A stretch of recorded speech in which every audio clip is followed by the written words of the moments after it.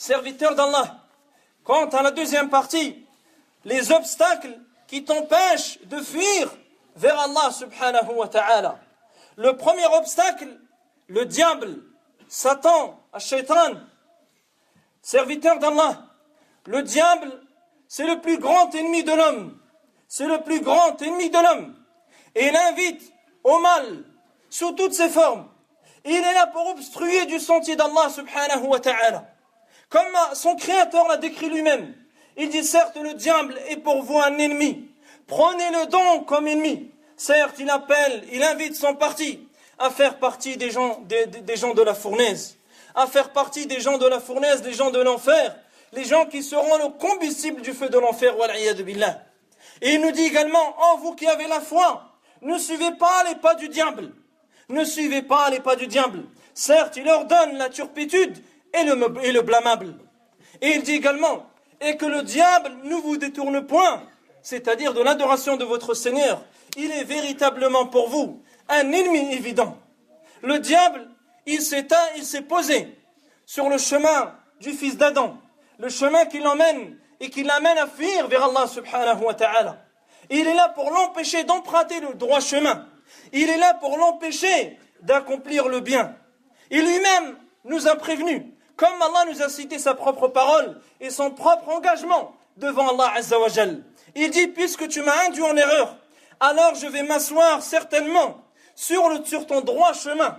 Je leur viendrai devant eux, de derrière eux, de leur droite et de leur gauche. Et tu ne trouveras pas la majorité d'entre eux. Tu ne trouveras point d'entre les reconnaissants.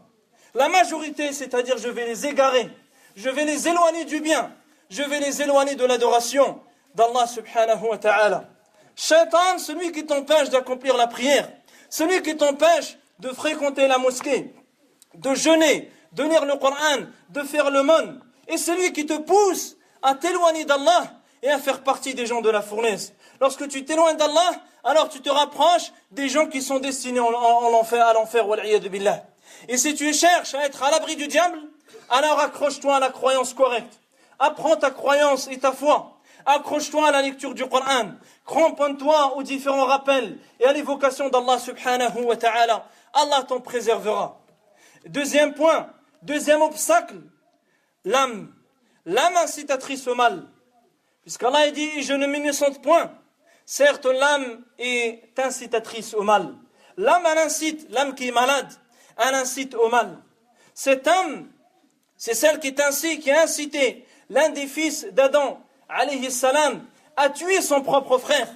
Par jalousie, son âme l'a incité à tuer son propre frère. Donc, empresse-toi, serviteur d'Allah, d'éduquer cette âme, à ce qu'elle se soumette à l'ordre d'Allah Azza wa Jal, et à ce qu'elle passe de l'état d'incitatrice au mal à l'âme qui est apaisée, à l'âme sereine, l'âme qui s'apaise à l'adoration d'Allah subhanahu wa ta'ala et par son évocation.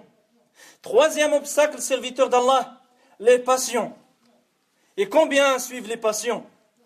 Allah il dit, vois-tu, celui qui prend sa passion pour sa propre divinité, car des gens ils adorent leur passion, Allah l'égare sciemment, il scelle son ouïe et son cœur, il étend un voile sur sa vue, il ne voit plus rien. Qui donc peut le guider après Allah Azza wa Jal? Qui donc peut le guider? Et il nous dit également, mais s'ils ne te répondent point, s'ils ne répondent pas à l'appel d'Allah et du messager, alors sache qu'ils ne font que suivre leur passion.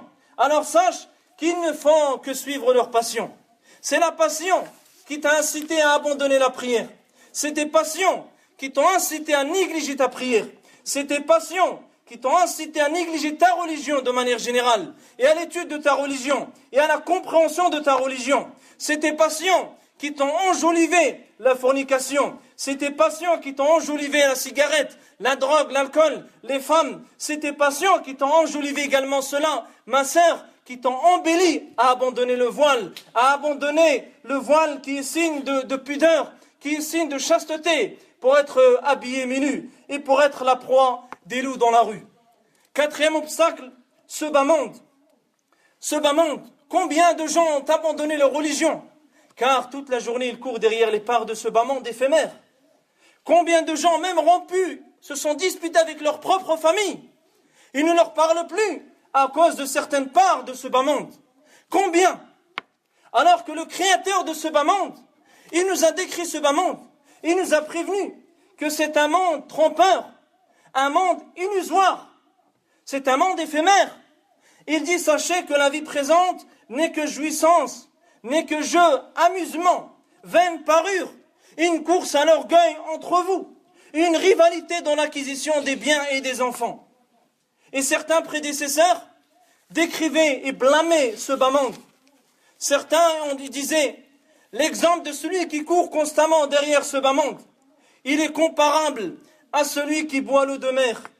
Plus il boit, plus il a soif. Plus il boit, plus il a soif. Et on demanda un jour à Ali ibn Abi Talib, décris-nous ce bas monde. Il dit alors, qu'ai-je à décrire ce bas monde? Qu'ai-je à décrire cette demeure dont le début, c'est la peine, et la fin est anéantissement. La fin est éphémère. Il ne reste pas ce bas monde. Sans licite, ce qui est halal dans ce bas monde, et on en sera interrogé dans l'au-delà. Son illicite, il sera source de châtiment dans l'au-delà. Celui qui est riche dans ce bas monde, il est éprouvé, il est tenté. Et celui qui est pauvre, il est triste. Ça, c'est le bas monde. Ça, c'est la réalité.